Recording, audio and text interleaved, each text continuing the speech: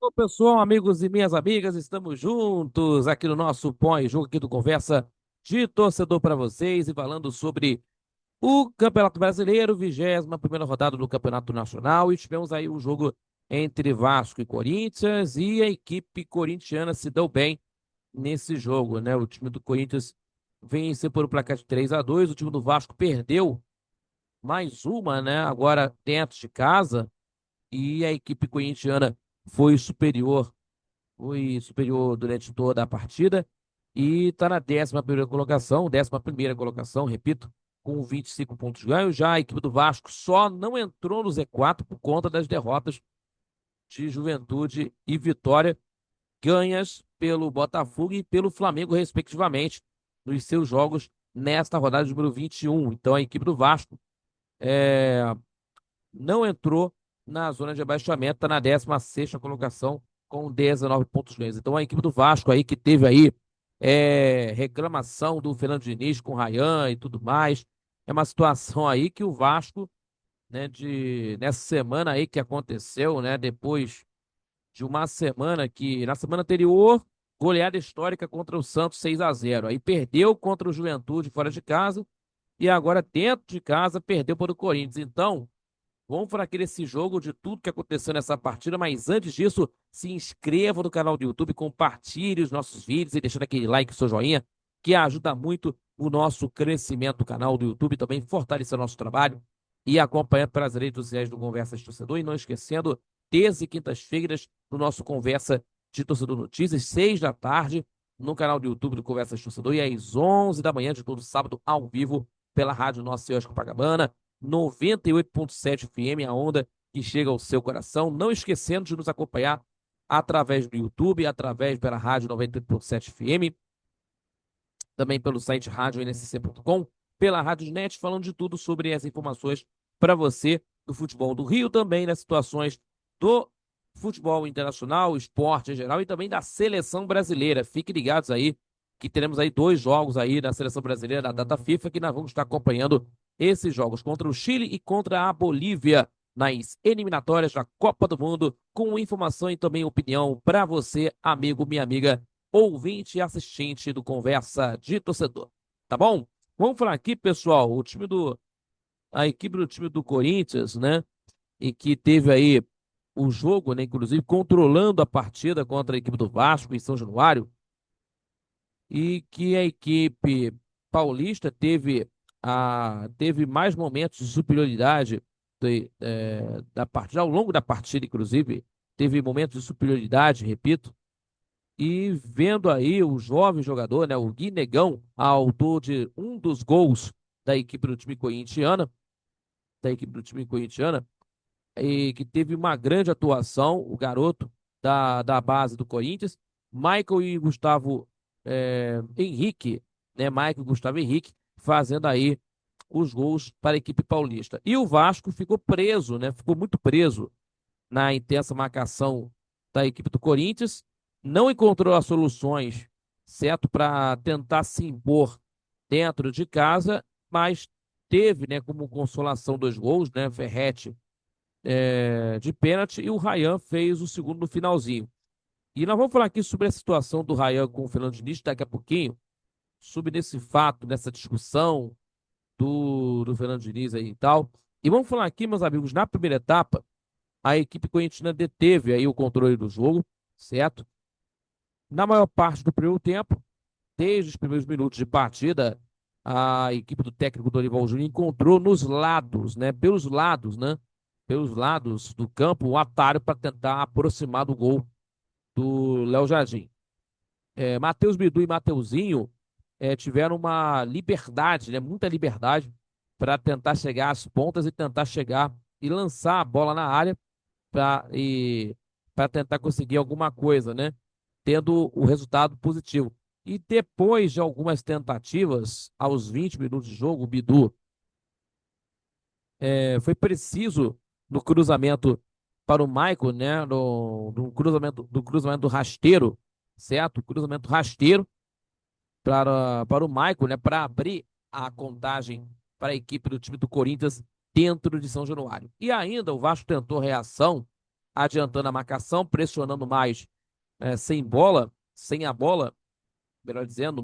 E, no entanto, meus amigos, a equipe do técnico Fernando Diniz não conseguia encaixar, não encaixava, né? Melhor dizendo, não encaixava aí bem nos contra-ataques. E acumulava erros de passe, né?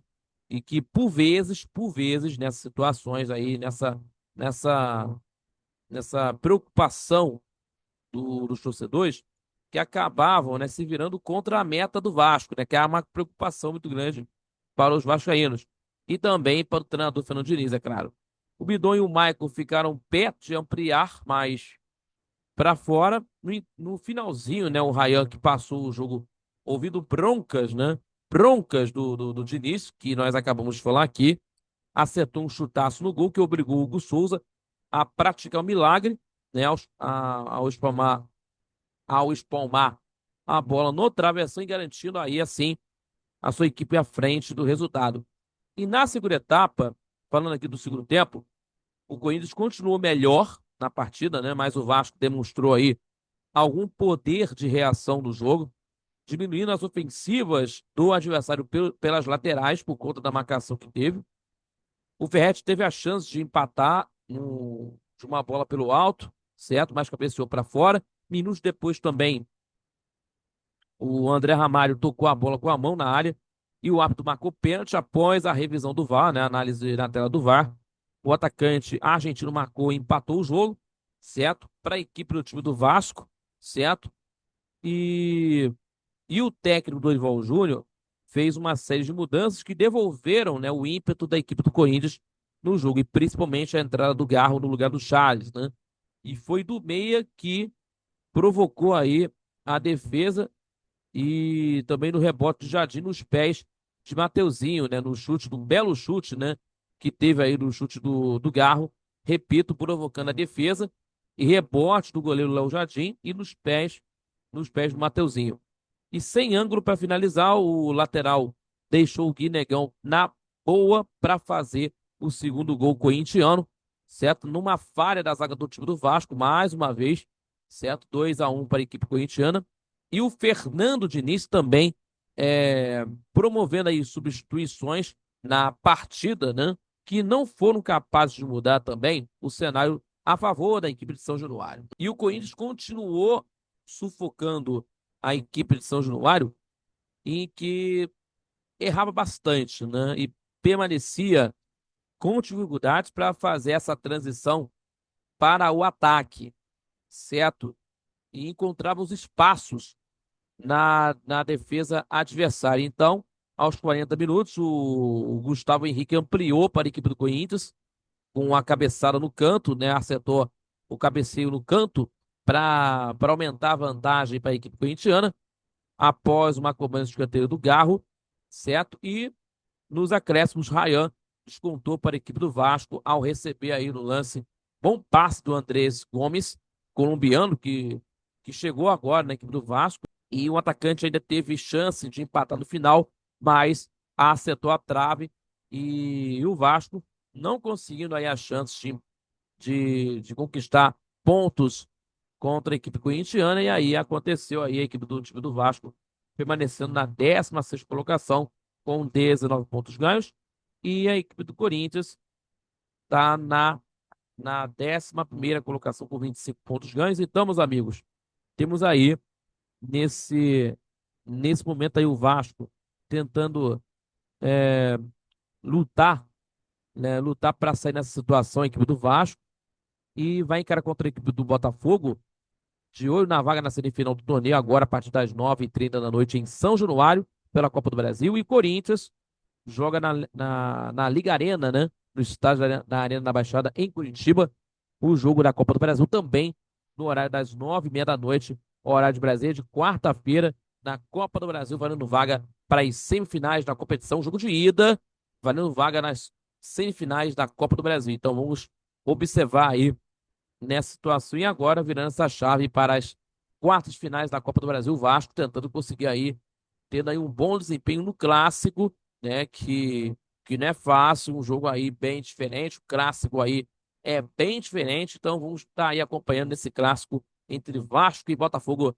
pela Copa do Brasil. Tá certo, pessoal? Meus amigos e minhas amigas, muito obrigado pela sua companhia, pelo seu carinho. Se inscreva no canal do YouTube, compartilhe os nossos vídeos e deixando aquele like, o seu joinha, que ajuda muito o nosso crescimento do canal do YouTube, também fortalece o nosso trabalho e também acompanha também pelas redes sociais do Conversa de Torcedor. E não esquecendo, temos aí o nosso Conversa de Torcedor Notícias, terça e quintas-feiras, às 18 horas no canal do YouTube do Conversa de Torcedor e às 11 da manhã de todo sábado ao vivo pela rádio Nossa Senhora de Copacabana 98.7 FM, acompanhando pelo site radioNSC.com, radioNSC.com, pela Radiosnet, acompanhando também pela Dial 98.7 FM, pelo YouTube e também nos acompanhando aí, falando de tudo que está acontecendo no futebol carioca, seleção brasileira. Temos aí 2 jogos aí da seleção brasileira nas eliminatórias da Copa do Mundo, para a Copa do Mundo. Brasil já classificado para a Copa do Mundo, que nós vamos estar acompanhando, e também do esporte em geral, com muita opinião e também com informação para você,